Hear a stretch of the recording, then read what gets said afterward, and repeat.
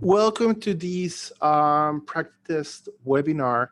My name is Joel, and I'm a solution architect for PractiTest. And today's webinar is going to be about some ways to implement your testing methodology a little bit better within PractiTest. And I'm going to be showing a couple of features for that internal within the system.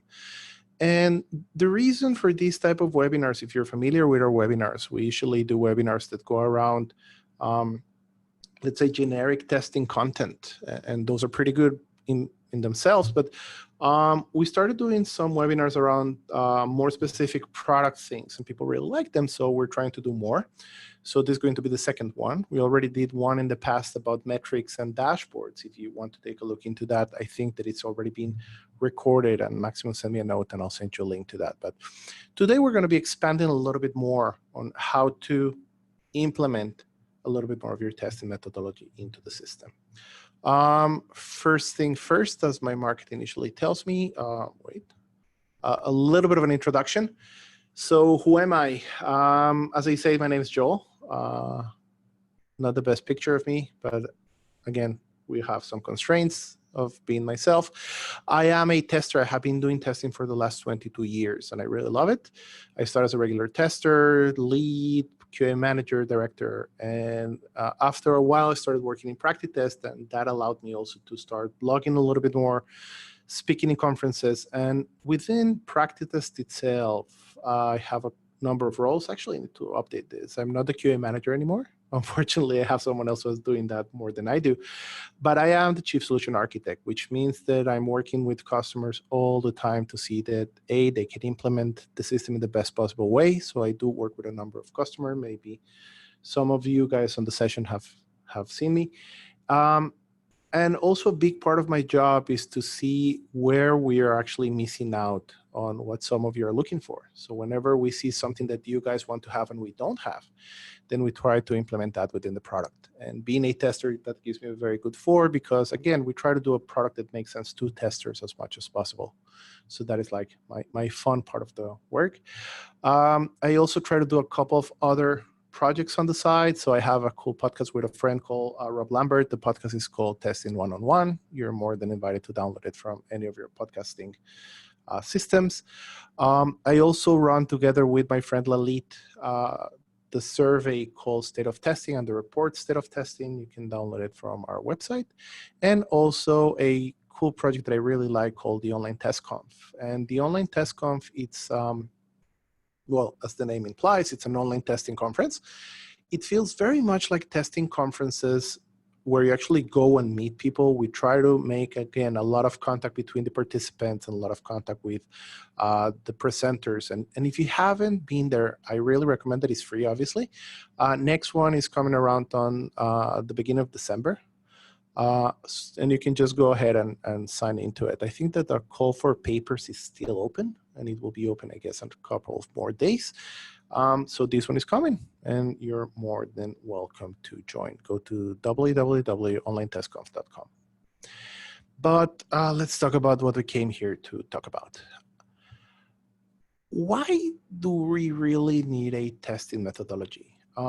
Meaning, we have a development methodology, right? So why do we need to even start talking about a testing methodology? And that is, it may sound like a trivial question to you guys, but I want you to ponder about it a little bit more, because it will be very, very important to what I want to talk about later, and that is how to provide value by making the correct impression. But what I want you to understand, and this is a realization that took me quite a while to do it, as I told you, I've been in testing for over 20 years. And I think that a lot of my initial years were very frustrating, because I was trying to look at, let's say, the product, the deliverable of testing. And when I looked at the deliverable of my testing teams, sometimes we were talking about the bugs that we were finding. Sometimes we were talking about the test cases that we're creating. But when push came to shove, no one really cared about the test cases. The bugs were usually annoying. Even if they were helpful, they were still annoying. So we spent a lot of time writing test cases and running test cases that no one really cares. They care about statistics. They care about metrics. They care about stuff that our tests are finding, and they don't care about the test. So if a test runs and it passes, people will think that it's, again, an unneeded test. So why should I run it, or why should I invest the time?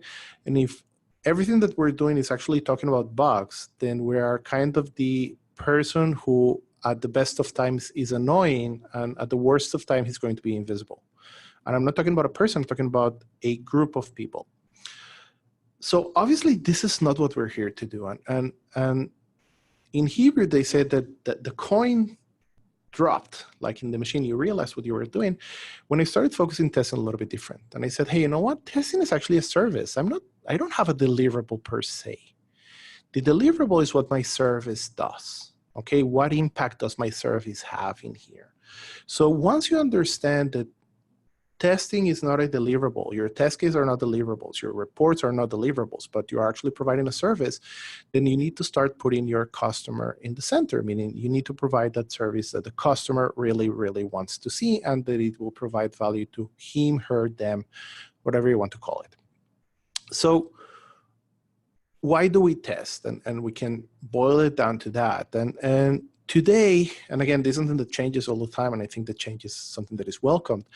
I think that there are two main reasons why people test, depending on the organization they're working, depending on the type of organization, the maturity of their organization, how the organization works. And I think that for most of us here, the idea or the service that we're providing as testers is basically to provide information about our product and our projects so that our stakeholders can make their decisions.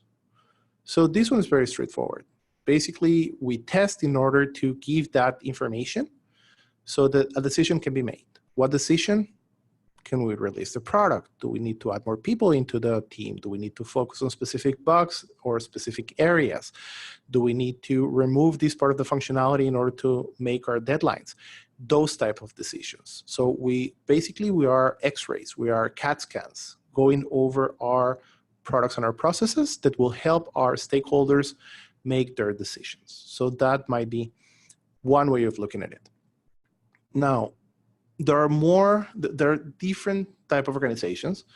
And so it wouldn't be fair not to talk about, let's say, organizations that are working more towards, I don't know, to call it more agile and DevOps kind of environments where testing and development is being blurred a little bit. And testing is not so much a team as a function. And when that happens, then we need to shift into something called the modern testing definitions. And that is a concept being forefronted by Brent Jensen and Alan Page. And if you want to go ahead and listen to their A/B testing podcast, it's one of the best podcasts you have today.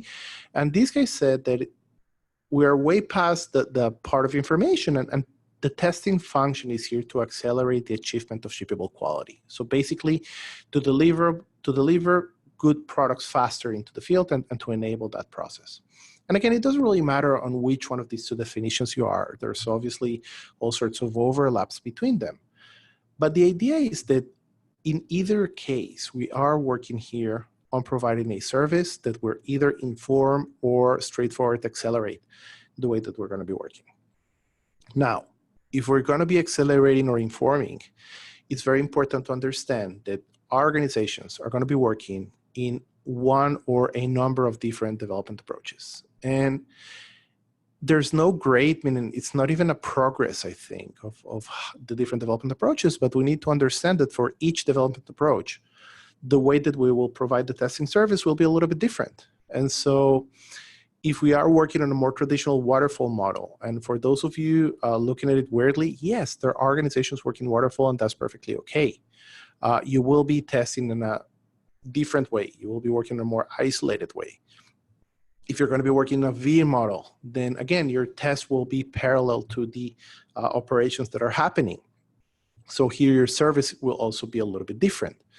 Obviously, if you go over the more iterative approaches, Agile being one of those, then your testing cycles will be shorter, more focused. Your deliverables might be more limited to specific areas, maybe actually starting to work more with your developers on that. And again, you can work Kanban, you can work DevOps.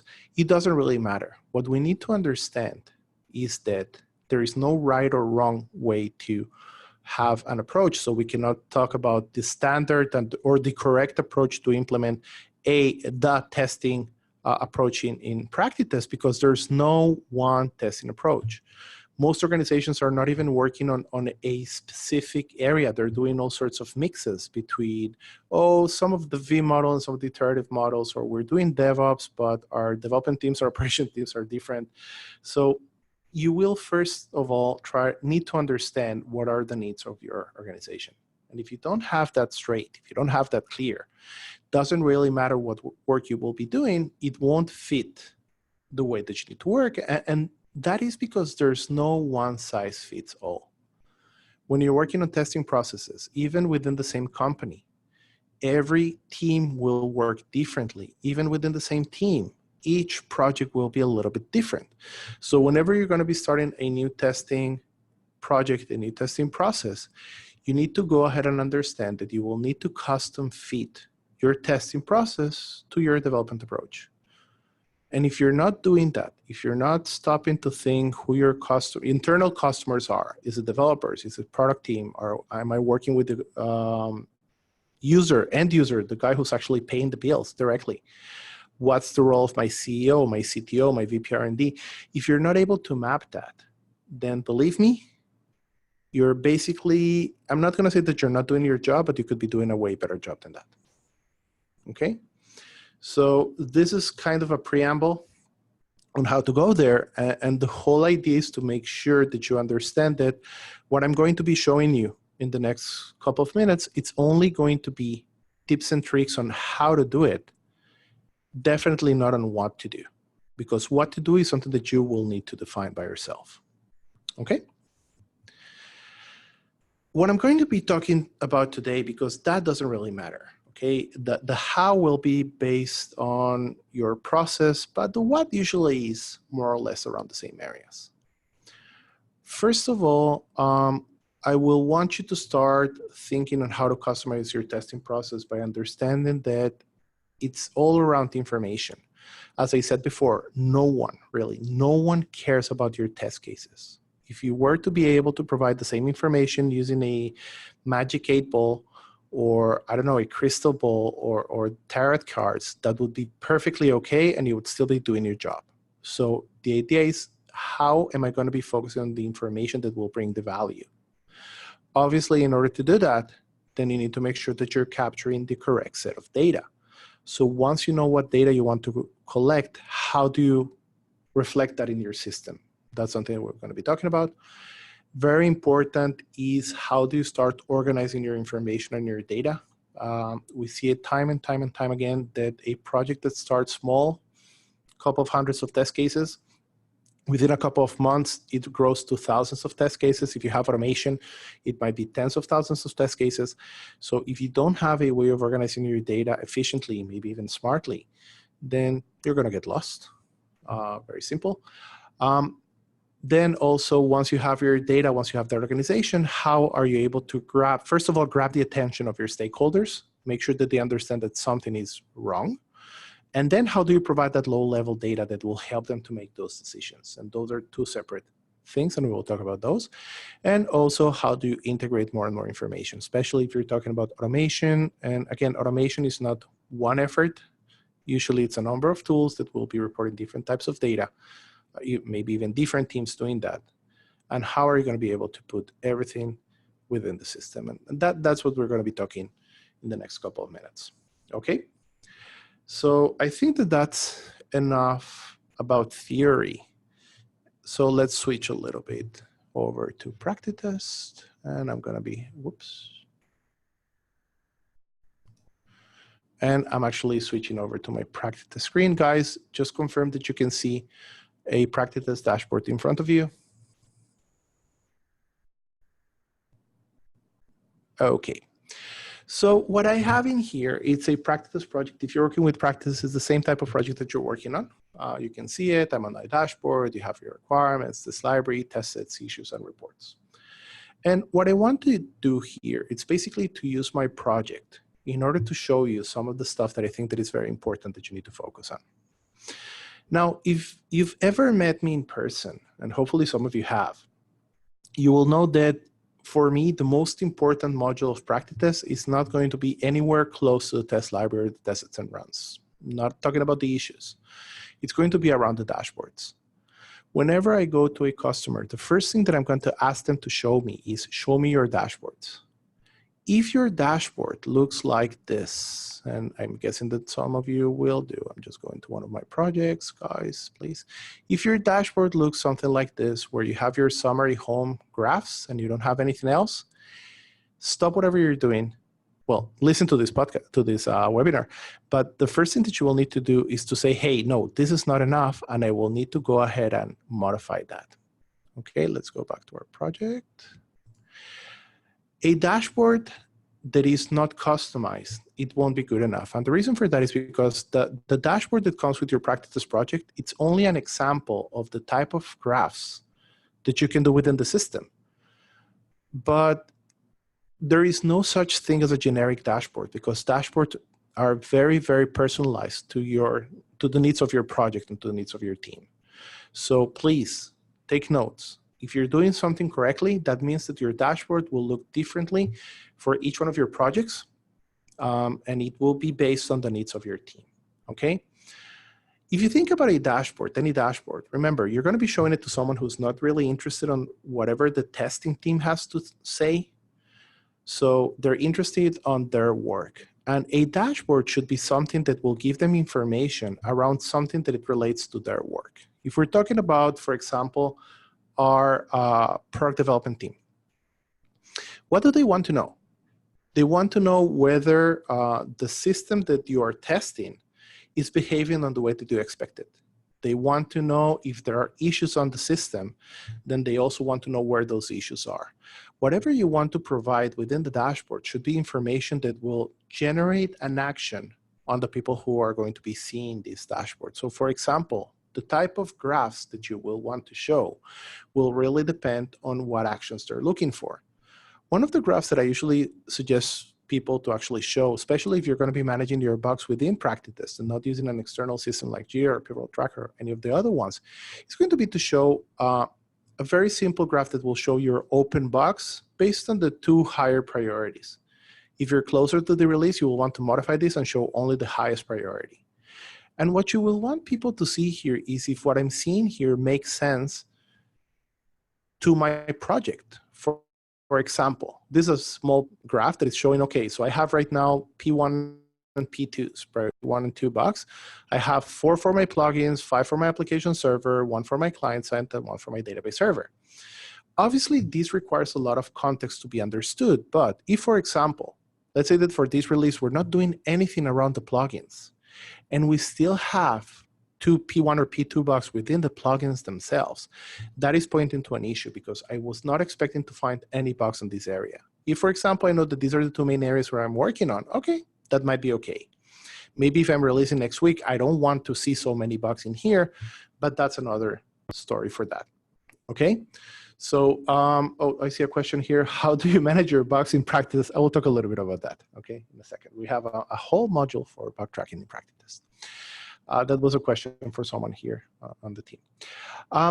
But it's important, again, if people will care about your bugs in PractiTest, make sure that you have something very, very simple that will either cause them to feel secure, yes, this is what I expected to see. Or for example, oh, I have 4 bugs for my plugins, I want to understand what's going on.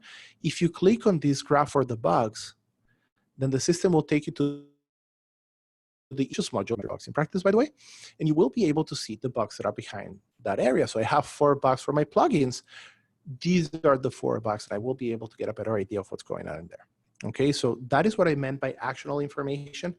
If someone will be able to see that information, it doesn't make sense to them. It will generate an action to try to understand what's going on in here. Now, what type of action might this generate? I don't know. I may need to take a look into what's going on. Why am I having so many bugs on an area that I'm not developing? Maybe it's an integration issue. Maybe we have a lot of regressions. Maybe I was not aware that someone was doing work on that area, so I need to be aware of that. So that is the kind of information that will be very, very useful when people go into that. Again, you can also do a distribution of bugs and think about it here. If I know for each one of my bugs on what area it was developed or was found, and I can also say what status is it, so you will be able to provide more information. What type of information? Again, it will really depend on what you are doing on your project. But all of that is going to be based on customizations. Now, the first customization that it's very, and the same goes again for testing, and we'll get to the next, the other graphs in here in some minutes. But the first level of customization that you will need to do in your system is going to be customization around the fields area. Okay, so we started talking about bugs. Let's go a little bit to the bugs. Remember, it doesn't really matter. Test cases will look similarly. We will go over to the tests and runs to see it. But when we talk about field customization, we're talking about these type of information that you're going to be finding. Okay, there are things that are trivial. If you're managing bugs, obviously you want to have a priority. By the way, I'm a little bit tired of, oh, is it priority, is it severity? It doesn't really matter. For some organizations, it's going to be condensed into one field called priority. Some organizations are more formal. You will have severity, that it's something that it's objective and can be set by the tester based on a table. And then priority is more of a business approach. Leave that conversation on the side. It's important, but not for this topic, because you can always add more fields. Obviously, you can create more fields. You can customize the fields here. But you need to have the information that you want to have, okay? Am I cataloging my entities based on defects versus enhancements? Yeah, that conversation, no, it's not a bug, it's a feature. Go ahead, if you want to, if you need to have it, put it here. Obviously, you want to catalog your issues based on the areas of your product. I will talk about that on the test library a little bit more, but components, if the bugs was found on specific operating system browser, all of that is something that should be managed in here. Do not make the mistake of adding a lot of fields. The more fields that you add, the less that people will actually fill them out. So try to have the minimum number of fields that will give you the maximum amount of information. It's also perfectly okay to add and remove fields. You add a field if it's important right now. You remove it if it's not being used right now. So all of that is perfectly okay. But you will want to add these fields in here. Why do you want to add them? Because you will then use them in order to organize your bugs in here. So the way that I'm able to organize my bugs based on the component that I'm testing here, it is because on my issues, I have a field for component here.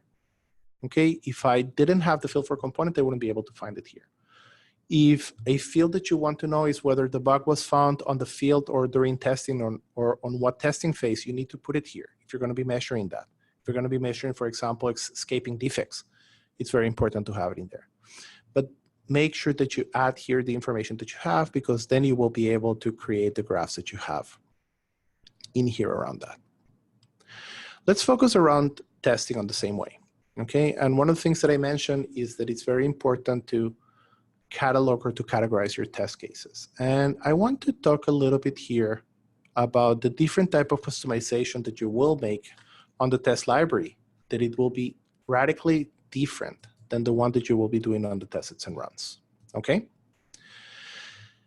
As a reminder, the test library is your test repository. You will not be running your test cases here. You won't think about running your test cases here. This is where you create your test cases and you organize them. When you want to organize a test case, then information that is going to be interesting might be, again, components and subcomponents that this test case is about. Why? Because if I want to manage my test cases based on the modules that I have, okay? If I have plenty of modules and submodules, then if I want to see, for example, only my application server test cases, then you make a filter for that. And if you then want to go deeper and see only your entity definition test cases, then you can make a sub-filter for that, okay? You cannot do this, or you might think that you want to do this using folders, but you won't be able to do by folders is if I want to have another organization based on my levels, sanity, regression, whatever else I want. So for that, you will need to work with filters, and you will be able to generate different filters for the same information. If you have automation, you will be able to manage it, okay? If you have test cases and you want to see only those that you run in the last 3 months, because those are the important ones, or those that are in status, I don't know, to repair or obsolete or stuff like that, it's very important to add here information that will reflect that type of organization of data. But remember, when you look into the test library, you don't really care on what version you run it, or at least most times you don't, obviously not on what build. you want to know, this will help me to organize my test cases, to make sure that I have the test cases. What test cases do I need to write? What test cases do I need to update? All of that should be actually captured in here, okay?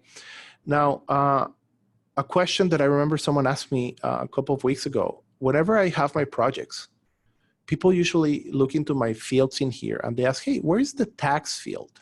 Okay, there's another field, some of you might have it, it's called tag. If you go over to our settings and field settings, then you will see it here, tag. Whenever I have a new project that I work on, I automatically remove it. Why? Because in my experience, people are lazy. I'm not passing judgment, that's just the way we are. And for some people, it's going to be easier just to use the tags field and add here all sorts of unformatted information. And then it's going to be very, very hard for you to make sense out of it. You're not going to be able to make any graphs of it. Your filters are going to be a lot harder to do.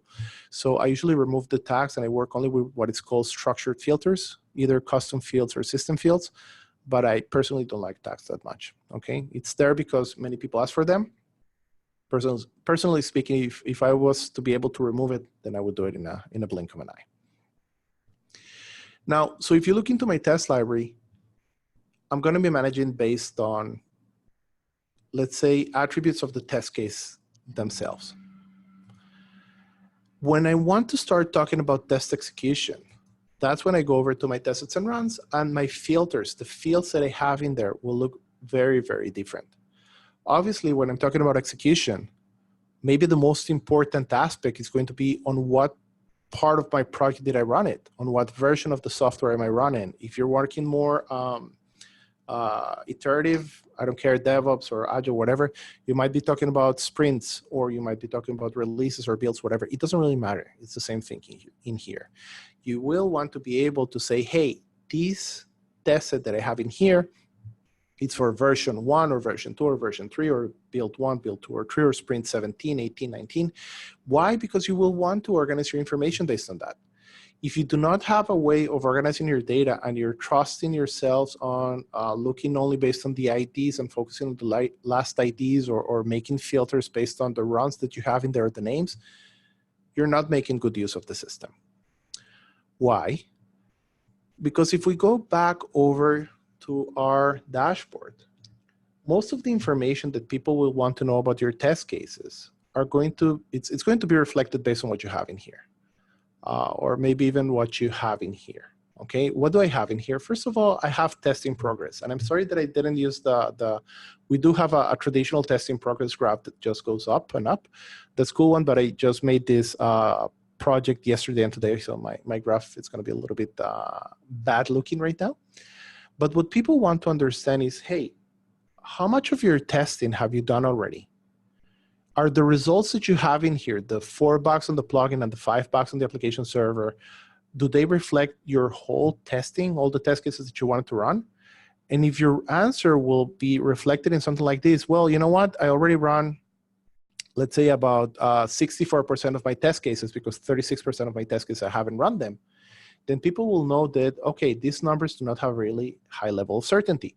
But that is what you want to say. You want to say, hey, you know what? I'm a little bit over half my test cases, and this is what I have so far.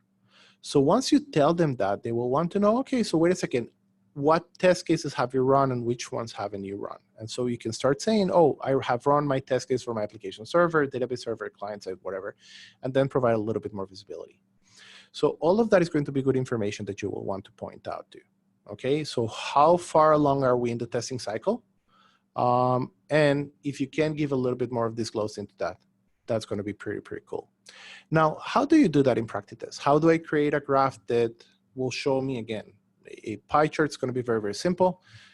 Notice that, again, I'm going to get to that a little bit later. How do you benchmark between versions? But if I'm going to be creating test cases that are around my execution, so the first thing that I will want to do is to group all my test cases together based on the project that I'm working on, or the milestone that I'm working on. So if in this case, it's going to be version 3, that I will want to work based on my version 3 test cases.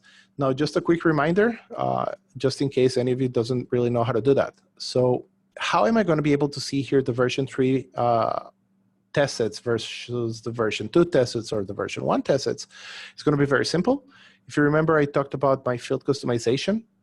So I have here a field called version, and it has some values, 1, 2, 3. I can add more in here. Once I have that field in here, then creating filters is simple enough. If you look into the filter definition in here, then all that I'm doing is giving it a name here. I'm selecting here the field that I'm working on. In this case, I'm filtering my test sets based on the version field.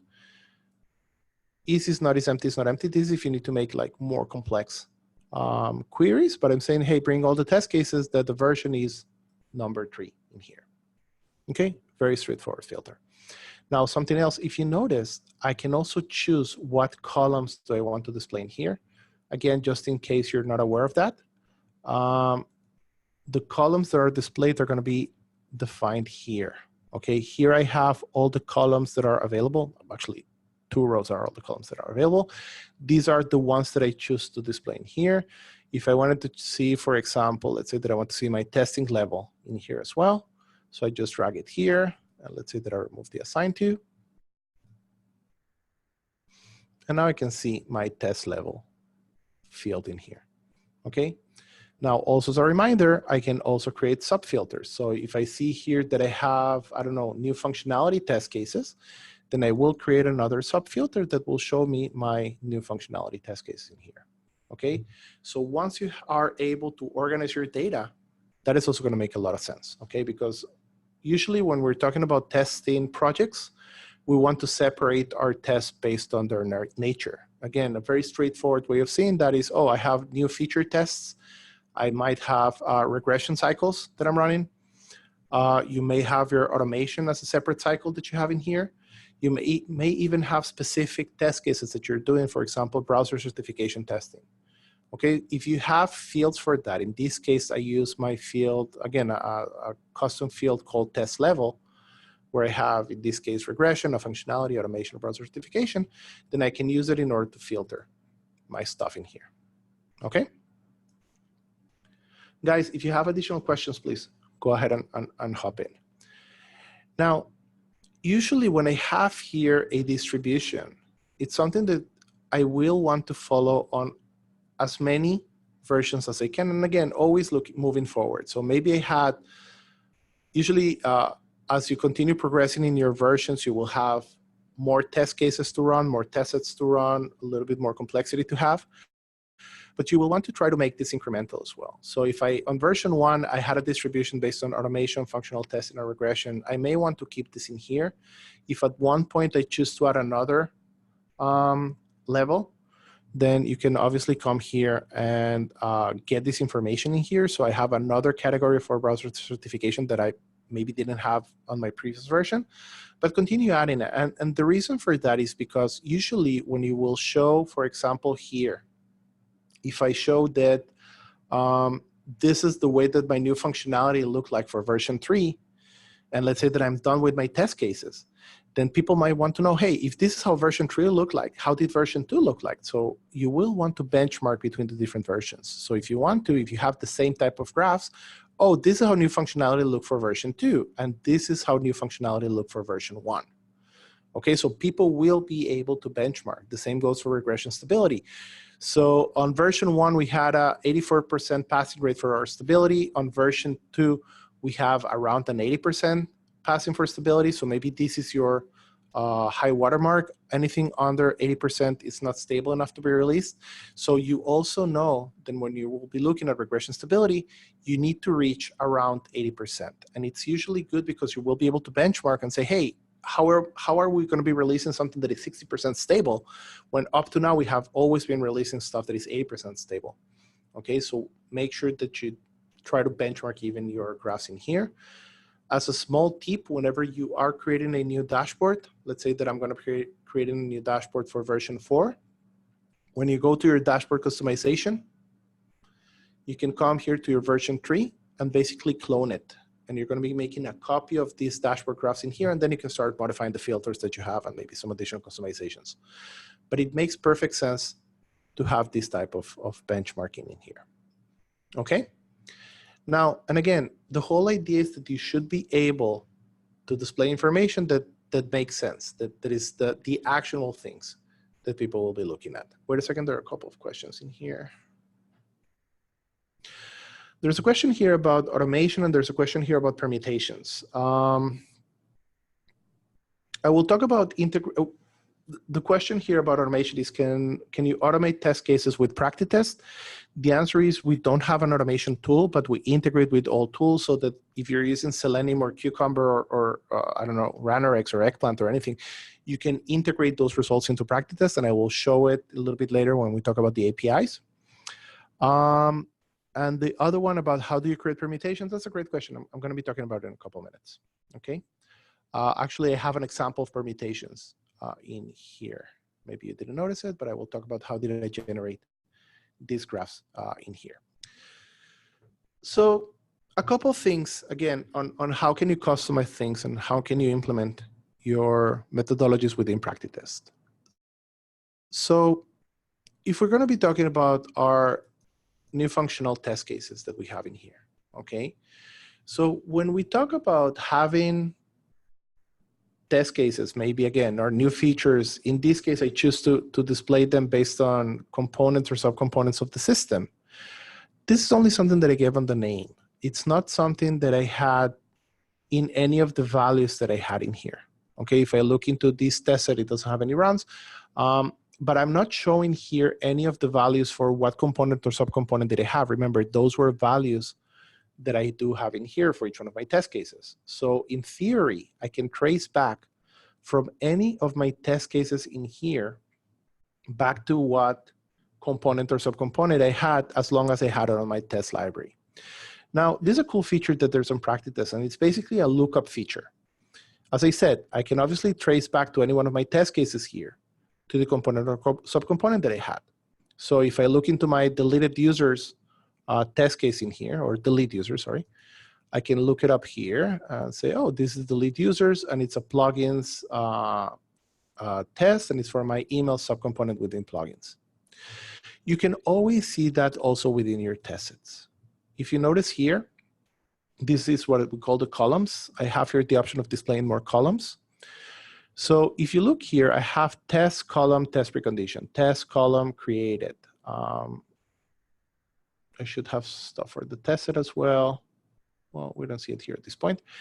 Oh, in any case, so what I can do here, it's basically to say if I want to show the component or subcomponent that I had in here, so I can just drag them in here. Let's say that I want to show my components and subcomponents as the last columns in here. And I will start seeing here that these test cases are for my plugins and my email. In this case, the subcomponent that I have in here. Just as I can display them here on my grid, I can also use this information for my dashboards. Okay, and this is important. People don't realize they can. So here I'm seeing test cases for my instances, but I'm basically displaying them based on the information that I have on my test library. If you go over to your dashboard and to this new functionality dashboard graph that you have, then you will see that on the fields that I'm choosing, what I'm showing here is on the X field, what I'm seeing here at the bottom, I'm basically looking up the information from my test library, and I'm bringing the field product component out of this. It's obviously, it's a shortcut, but then I don't need to duplicate the information, not on the test sets and not on the test instances. I'm just bringing this for each one of my test cases in here. And what I'm bringing on my Y field is going to be obviously the run status, not from the test set or from the test. Obviously, the test column means this is information that I'm going to bring from the test. Tested is going to be information that I'm going to be bringing from the test set in this case, okay? So please make sure that you use that. It actually gives quite a lot of information or additional information at no additional cost to you guys, because you don't need to work twice for that. Another cool feature, and people ask for that, is going to be around what is called permutations. You can see it here, create permutation. I basically use that feature in order to create all the different tests that I had in here. In this case, let's assume that we're releasing a new app to the field. Not a new app, actually, because I'm talking about browsers. We're releasing a new browser-based system, and I want to make sure that it's running correctly on all the different combinations that I care about. In this case, Chrome and Windows, and Chrome and Mac, and Chrome and Linux, and Firefox and Macs, Windows, stuff like that. These basically are values that I already have here. Operating system and browser. I have them on my test set. The case is that you might have a specific test set that you want to run on multiple entities, multiple environments if you want. It can be, again, devices if you wish. What you do in that case, you take one of your test sets in here, any one of them, and you choose to create permutations. When you create permutations, the system will ask you, first of all, choose to create permutations or combinations of what fields. The stuff that I'm displaying here, it's actually the fields that are list fields on my test set. So assigned to, it's a list field, version is a list field, level is the list field, obviously browser and operating systems are list fields, or testing phase are list fields. If you have another field that it's a text field, it won't be displayed here, okay? If I want to make combinations of my Windows and my Mac together with, I don't know, Chrome, Firefox, and Safari, then you select these guys. Obviously, you have check all, uncheck all. You can make combinations of 2 fields or 3 fields or 4 fields. It doesn't really matter. Once you select these combinations, you press here, next. The system does basically blind combinations, even if, I don't know, let's say that we had IE. So IE and Mac doesn't exist. So you get to select which of these possible combinations you want to work with. If you want to create all of them, you select them all. If you want to cherry pick, you cherry pick. And once you press finish, the system will go ahead and generate basically copies of the test set based on all the permutations that you choose. So going back to these browser certification test sets, it's basically the same set that I just multiplied many, many times with the same test cases. Now, this is a pretty cool feature. Why? Because if you already have the same information, then it's a pretty good way of benchmarking information and getting more insights into the data. The first thing that you may want to do, again, I also made a filter for this. So if you look here in this graph, then this is what I'm showing. I'm basically showing my browser certification. I'm taking here the browser field and the status of my test cases in here. Now, a simple question is, hey, why do I have more test cases for Firefox and Chrome than I have for IE or Opera or Safari? Well, because apparently I have multiple test sets where you have Firefox and even more multiple test sets where you have Chrome. And if I go over to my tests and runs, then I can see that, oh yeah, so Firefox appears in 2 of them while Chrome appears in 3 of them. So that is why you're actually seeing different levels of data here. Now, another question that will be asked whenever, let's say, you show this to your development team, they say, hey, wait a second, we have a stability issue on Chrome. Can you show me where that stability issue resides? And this is where we're going to be going into another level of process customization that you will want to do. And that is when you start working with the reports. Okay? Let me open a small parenthesis here. Reports is different, completely different than dashboards. Dashboards are high level. Dashboards are very easy to understand, very easy to use. Usually dashboards, by the way, they have a pretty cool feature where you can share dashboards with people who are not even from your team. If you want, I can show it to you a little bit later. But usually dashboards are here only to grab attention, only to basically make sure that people will want to continue asking questions. In this case here, the question might be, hey, do we have more information? Which are the test cases that are failing? Which are the ones that are not failing? So for that, we'll go over to our reports. The report center, it's, again, another very, very valuable piece of information, but only for people who will want to get low-level information. For example, if we're talking about our browser certification reports, then I can generate a new report. In this case, it will be a tabular aggregated report. It's in Excel, obviously, so I'm downloading it here. And just to show you how that report will look like, this is the type of report that we can then generate. What I'm doing here is I'm aggregating on the browser field in here. And I'm showing each one of my test cases on that filter. Remember, this is the browser certification filter. So I'm showing my test instances based on the browser where I run it. And so if we saw that, again, let's go back here.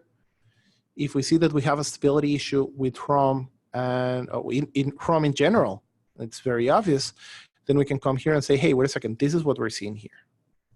this is where Chrome is making issues. So, oh, we have an issue here on install, but wait a second, install, if I see installation of the system, it's basically failing all across the board. Oh, so it's good to know. Where do we have additional issues? Oh, we can see that we have issues on the upgrade version, on the regression browser, stuff like this. And we can then start going deeper into the data. Oh, so apparently we have something that is not working okay. You can then turn over to your test sets and say, oh, let's look here into Chrome. And let's try to understand where exactly do we have an issue here. By the way, the same thing you can do with the rest of the stuff. And you see, oh, so we have blocked test cases. The yellow is blocked. So its upgrade version, it's being blocked on Firefox and Opera, if there's anything that we need to take a look into. Now, people usually ask us, how do you generate this type of graph? It's relatively straightforward. You will be able to generate it for your instances, and you will be able to generate it again here for the data that you have on the instance level, on the tested level, or on the test level, as long as we're talking about list fields.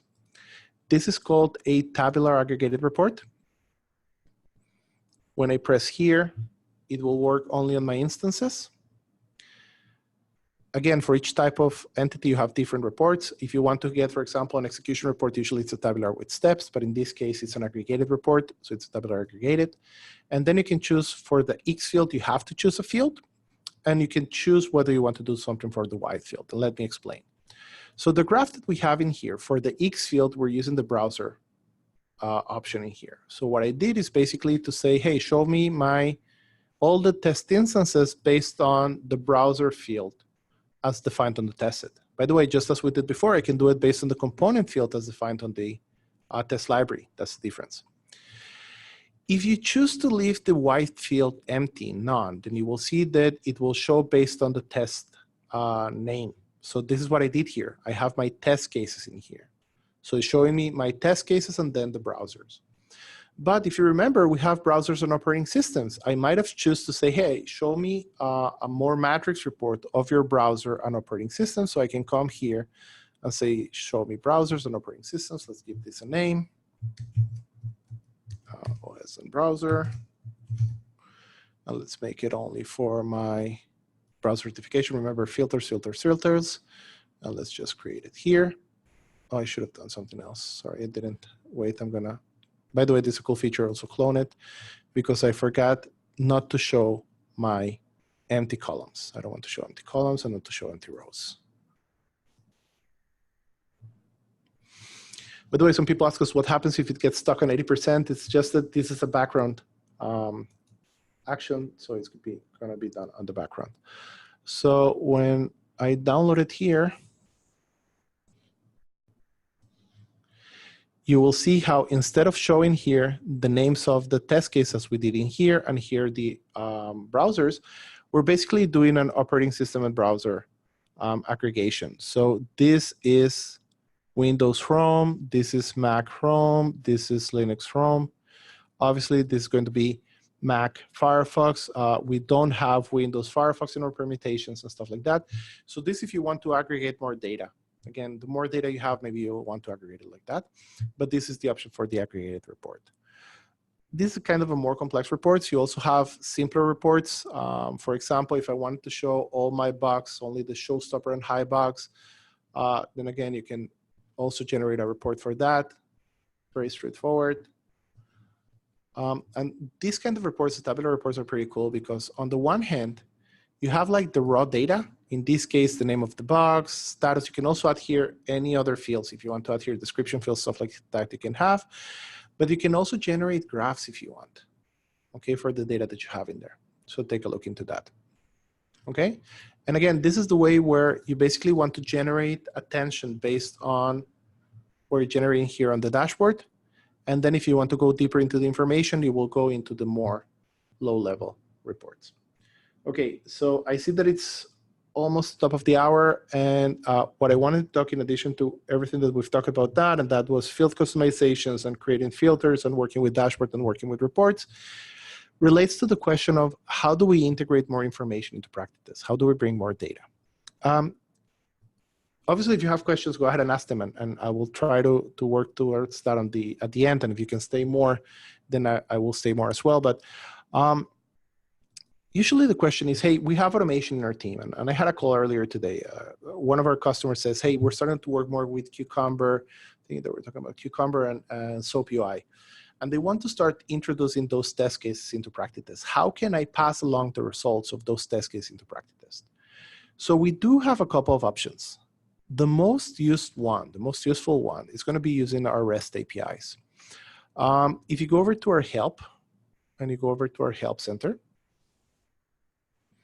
you will see here a section that talks about our REST APIs. REST APIs, these are RESTful APIs that you can use in order to basically query the system or update the system. These are all of our APIs.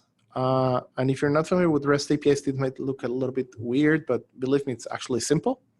We have them for each one of our modules. So if I go to my requirements API, I can get all of my requirements in my project. I can also filter requirements, or I can create a requirement or show a specific requirement or update a requirement or delete a requirement. We also have, obviously, for our test cases. Now, in this case, it's going to be a separate API for our tests and our steps. So if you want to update or create steps on test cases, we would use two APIs. If we want to use our automation, let's say that I'm using right now, I don't care, SOAP UI. At the end of my SOAP UI run, I want to go into PractiTest and I want to update those results. Then for that, we have the run API because we're basically creating a new run. What does that mean? In a sense, it means that I might have a test set, let's say on my version 3 that I'm already running that. And I might have my automation test suite in here. And I might already have my automation test set in here. And what I want to do is that whenever my SOAP UI test is run, then it will come here and update each one of my test cases with the results that I had. In this case, maybe I have a Sanity on browser test running on Selenium. And what I would like it to do is to come into PractiTest and say what worked and what didn't work. Pass along your results in here. So the REST API, if you look here, the create a run API, it will have, this is how a REST API usually looks like. It's an HTTP request where you provide the inputs for your project ID, your run ID, and then you add more information in here.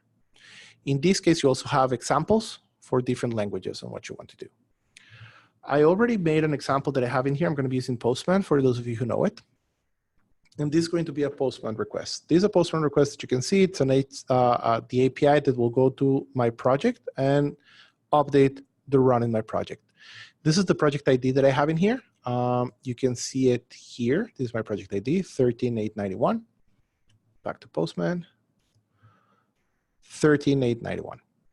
Obviously, I have authentications that you will need to put here on the parameters and the headers. But then what I want to do, I want to go to the instance ID that I'm taking here. If I stand here, this is going to be my instance ID. And what I wanted to do is to create a new run with the status that it has. Right now, it's on no run. So what I have in here is just a Postman request that will say, hey, you know what, add here a duration field. Doesn't matter, you could add any other information that you have, your browser, operating system, anything that you're running. And then what I'm reporting here are my steps. I have here 2 steps. One of them is failing, one of them is passing. But enough chit chat, let's actually show how it works. Let's say that I want to send this request back to PractiTest. This is the same thing that your system would do. If I come here and I refresh my page, then you will see here that I just created a new run with 1 step failing and 1 step passing. So basically, you can use any system that you're using. And at the end, whenever your run is done, just update the system with the results of your runs. Now, why is this important? Again, we have been talking about how do you generate change. If you have a CI system, let's say that you're working based on a continuous integration system, or even if you're working on the stability of your product, and you decided that you want to have a nightly build that will be running all of your automation, and you want to make sure that your nightly build is running correctly, you will want to have that reflected on the system that everyone is using. So what I would recommend at that point is that for every one of our versions, we will create a new test set that will get all of our automation runs each night. And whenever you come in the morning, you will be able to see the status. So, oh, now I can see here, and I see that I have 2 test cases that are being reported as blocked, 4 that are failed, and 5 that are passed. And if this is my automation, I can then come here and start understanding, oh, do I have a bug here? Don't I have a bug here? If I have a bug here, maybe I want to report a bug in PractiTest, in Jira, in any other place that is coming in here. But maybe more importantly than that, whenever you have automation, you want to make sure that you're benchmarking with your previous versions. So we go about the same stuff that we talked before. If I have on my version 3, this is my automation for version 3. But for version 2, I have automation for version 2. And for version 1, I have automation for version 1. And so you have test sets that you can compare. Then you can go ahead and first of all, show them here, one next to the other, and say, oh, wait a second, yes, so I have more test cases as I progress on my project, because as I have another version, I will add more and more test cases, but I can also benchmark what's the stability of my test cases. And so when we released version 2, we had 8 tests passing, 1 failed and 1 blocked. Obviously, it's not good that on my current version, I only have 5 test cases passing, 4 failed and 2 blocked. Obviously, you can go ahead and create the same type of report that we already saw, but you can also display it here. Okay, if you see here, I can have a graph for my automation benchmark where I'm showing, oh, this was my stability level on automation for version 1. This was my stability level for version 2. And this is my current stability level. So it's very obvious to everyone here that we still have some work to be done in order to reach the stability levels. Okay, and again, everything should come on the graphs that you're displaying here. And so whenever, and again, I'm going to be saying this again, and I'm never getting tired of saying that. Whenever I talk about PractiTest, they say, hey, you should have everything on your dashboard. You should make sure that when you do your daily stand-up meetings, then you open the dashboard and very quickly you go over the stuff that is interesting here. And if there's more interest, then you can actually go deeper later and talk about it. But the reason for doing that is because once you start educating people on the graphs that you have in here, you won't need to explain that much. People will come by themselves, developers, product people will come by themselves and expect to see stuff here, expect to see changes here. And so you will generate that value. Meaning if you have an X-ray done on your hand 3 times, 4 times, 5 times, the 5th time you do understand what you want to look into it. So it's the same here. You're showing here the status of what you're doing in your process, and you're displaying the information that is valuable to them. People don't really care about the test cases that you're running. They care about the indication that those test cases are providing them. So here you can show indication about a browser that is more problematic than others. Here you can show the maturity of your test, not even the maturity, the progress of your testing runs. Here you can see the maturity of your current product. All of that information might require a little bit of explaining at the beginning, but later on it will be obvious, and you will be providing that value out of your test cases to your whole team. Guys, I know that there are some people who have other meetings, and right now it's the top of the hour, so I want to start first of all by thanking you for joining the session. Hopefully I was able to provide you some information on how to work with PractiTest a little bit better, get a little bit more value out of the system, and I'll stay here as much as needed in case you have any additional questions. If anyone has additional questions, please go ahead and ask them, and I'll try to answer them right now.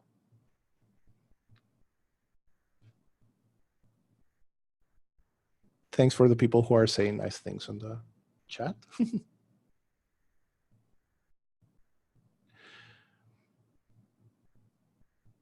Okay, let me check what else we have in here. Oh, someone was asking about how do we manage bugs in PractiTest. I'm guessing that this is people who are working with our integrations.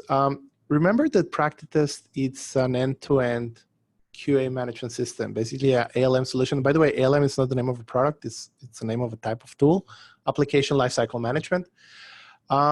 So even though the most, let's call them quote unquote, central areas of practice going to be your test library and your tests and runs modules, obviously the dashboard and the reports, you can also manage your issues on practice if you want. You don't need to have an external bug tracking system.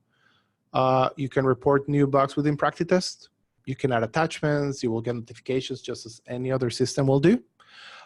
You also have your bug lifecycle. Very important, we call that workflow. And so within PractiTest, you can also define the different states of your bugs and also the transitions that you have in there. So if you want to take a look into PractiTest as a bug tracking system, again, I wouldn't recommend PractiTest as only a bug tracking system. I think that there are simpler ones. But if you want to have an end-to-end solution and also have your bugs in PractiTest, then take a look into that or talk to us about it. And the same goes for requirements management. Okay, you can also manage your requirements within PractiTest, at least on a simple sense, and then link them to your test library. test cases. Okay. Guys, I guess that we're going to be wrapping at this point, unless anyone has any additional questions. Let's go here into serious mode. So again, if you want to take something with you from this session, remember, you want to bring value. You want to change the priorities of your project. And for that, I really recommend that you start by working on your dashboards. Work as much as you can in your dashboards. If you're going to be capturing the correct data, that means that you have fields, correct fields for the correct modules. Try to think about what information you want to capture on each one of your practice modules, the test library, the test sets, the issues, everything should be in there. Organize, organize, organize. Try to work with your filters in order to only show the data that you want to show at any place. Believe me, I've seen projects that they have tens of thousands of test cases. If you have good filters, it's very, very simple to do it. And when you're going to be working, in order to grab the attention using the dashboards, be ready to answer the low-level questions that you will be doing using the reports and low-level reports. Integration of information is also very valuable. And obviously, if you have any questions at all, you can go to our support team. I hope that you already know these guys. You can do it from the in-app system on the system, the in-app system in here. Basically ask your questions or contact us. We're always happy to help. This is my personal email. If you have any questions, I don't promise that I will answer fast. I usually have quite a lot of emails, but I will answer. Okay, go ahead and take a look into that. This is my Twitter handle if you want to reach me there, and this is the QA blog where we publish stuff. So guys, thank you very much for joining today. I hope that you had a fruitful session, and we will be in touch with you later on. This is Joel from PractiTest saying thank you and bye-bye.